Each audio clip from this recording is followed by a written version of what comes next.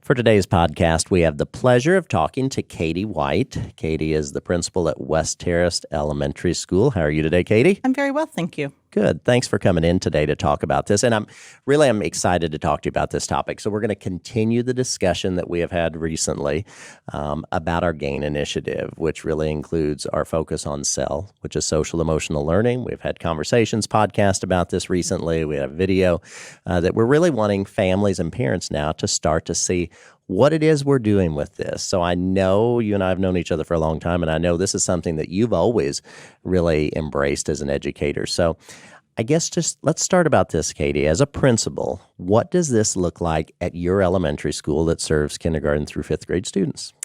Okay, that seems like a simple question, but it's really when you take the whole GAIN philosophy and employ it into the school setting, it's several things. So first, every day in every classroom, every homeroom, there is a 20 to 30 minute time period, depending on the grade level, where the only thing we're doing during that time is doing community building, team building, and the social emotional learning curriculum.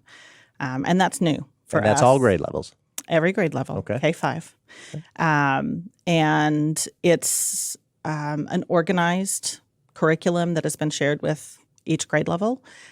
So everybody's getting the same message, and it's really teaching children that which staff has been learning about for a couple of years, the philosophy behind neuroscience and what happens in our brain when stress occurs and what happens in our body and how do we manage that. But then it goes into a social curriculum as well and teaches children how to interact together in a positive way, how to navigate things in their lives. So there's that 20 to 30 minute time period where that's intentional, that we're doing that on the daily basis. And then, just I mentioned the last couple of years, staff has been learning about this. Okay. So it's really us paying attention to and listening to ourselves and advocating for ourselves in situations to be able to manage stress ourselves so that when we hit challenges that we're doing exactly what it is that we ask the kiddos to do. So well let me stop you right there then, and I think that's interesting because you're talking about how this is beneficial not just for the kids in the building but for the adults as well. So let's back up for the kids. You're an experienced educator, you're a mother. What's the value of this? I mean, why is this worth the time? Because we know we're always looking at every minute counts in school. So what is this that is making your students successful? My staff would tell you common language, that we're all using the same language. We're all in the same space. It's intentionality, making sure that not only in our building, but every building across the city, that we're preparing our citizens to be able to navigate the issues that they'll face in life. So, this... Not just at school, just at school, although it certainly is helping my conversations with kiddos when I see either challenges behaviorally or academically. I can talk to them about what's happening with their own perspectives and what they're doing or what's happening in the environment around them that they might need help navigating. So you as a principal, when you're having conversations, one-on-one, small group, cafeteria, your office, wherever those may take place, you're noticing a difference in those conversations because of this. Yeah. So one of the first lessons that they do talks about the upstairs brain, downstairs brain, talks about the amygdala, and how when we get into a fight or flight situation, it's the amygdala that does the talking. And so one of the very early situations that happened in the classroom, I was dealing with the kiddos during their lunch period, and they were able to tell me that, now that I've gotten on the other side of it, I see my amygdala was doing the talking, and I really needed to take some breaths and get myself back into a state of calm before I spoke to the teacher the way I spoke to them. So you're really seeing it that students, even the younger students, are understanding why it is we're spending the time on this. They are. And sometimes they're leading us. We might have not fully understood a lesson. I've had to go into the SEL curriculum and dig a little deeper to understand it when kids come talking to me about things. So they are bringing these things in as awareness once they're to a state of calm And I'm able to have, on the flip side, that same conversation with them when they're not in that state of calm. And part of them hears that. What do you think? Well, that is so interesting. What do you think parents may hear from their students, their kids, when they come home? Do you think they're hearing about that? Oh, I know they're hearing about it because Okay. they're hearing about it. So You're hearing from parents. We today. are. Okay. We are. It's kind of fun. We've done basic lessons on empathy, respect. There's a bullying curriculum that's out that is part of what's state mandated, but it's time of the year that we're dealing with that. But as part of that, we came back to empathy, and we had a second grade parent contact a teacher and say, when we were dealing with the situation and discipline, my kiddo asked if I was having empathy and discipline. So it is wonderful. going home. At our PTA meetings, we hear parents coming in, and that's actually my PTA is ask how they can support this. So it's kind of a two-way street now.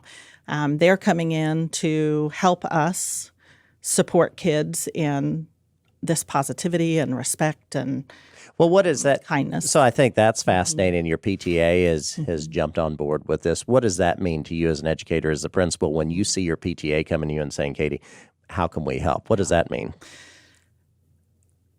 I can't quantify how important it is to have those relationships, whether it is that one parent reaching out and talking to the teacher or whether it is that group of people coming in and being willing to support, because it magnifies the work we're able to do.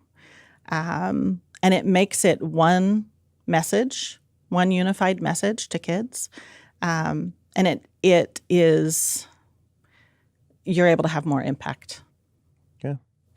I want to think back to a time when, and I had the pleasure of working with you and seeing you in the classroom many years ago. So I would argue that as a classroom teacher, long before we were having professional development around SEL and that type of thing, and even using that language, that you were using some of those approaches and strategies in your classroom. So how have you seen that change from I would say, using that in your classroom to seeing it spread broader? I mean, how would you describe that transition? Two things, and I think I've grown since then as well. There's always something, it's some of the schools who've done class will say, as good as we are, we can always get better, right? And so one thing I'm learning through all of this neuroeducation is to see behavior in a different way. I always wanted to help kids be better people and make better decisions, but now I understand that some of this is biological, and you're not going to get past a biological need. You have to address that. And so what I see is it's not just those pockets of teachers who are seeing that, helping kids be better every day, be better people, but it's how and why we do that. And it's every classroom across the district is working on that, is what our focus and our goal and our intent is. It's that intentionality again. So that we see consistency, not just in rooms where teachers really, this just comes naturally to them, but seeing it spread across every school, every classroom. And instead of it at a grade level, one teacher doing it, it's 4 teachers growing in that direction. And I will tell you, we're all still in different places. This doesn't magically make us all be on one road, but we're all on the same path, headed into the same direction. And the support that we've had from the district has been phenomenal, and we're hoping to provide that same support to the families as we grow this. And how would you address this if someone didn't know about this and they were to say, okay, Mrs. White, this is taking 20 minutes in the morning. Shouldn't that 20 minutes be spent on math or reading? Do you feel like you're losing something on the academics? How would you answer that?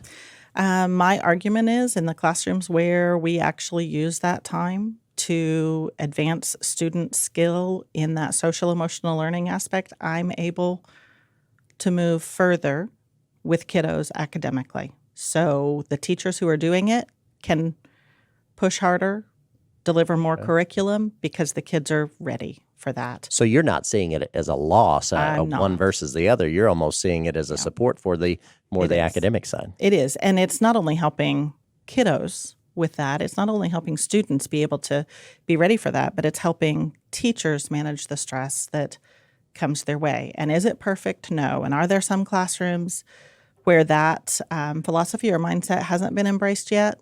Sure. And we're growing in the direction that we need to be growing with more education. So when we know better, we do better. And that's what I feel like is happening in the district, is as we know better, we are doing better. Well, let me ask you this. I'm going to ask you one more question, then I know we've got to get you back to school.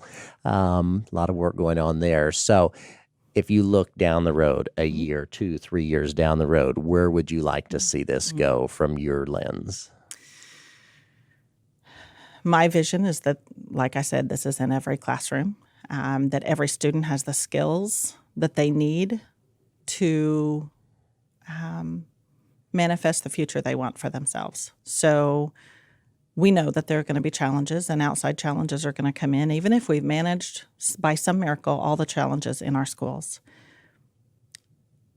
Children, adults need the skills to be able to have the future they want.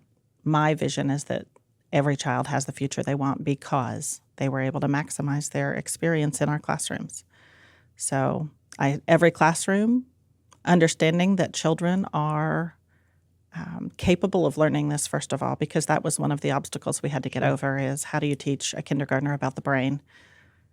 Come to West Terrace, I'll show you. They'll teach you about the brain. Wow. And if kindergartners can do this, then we can do this in every classroom. And every year that we do this, I see it getting better. I tell the teachers, well, next year you're going to have kids who are able to do this even better. So you've got to grow. Moved up, they've become aware, that type of thing.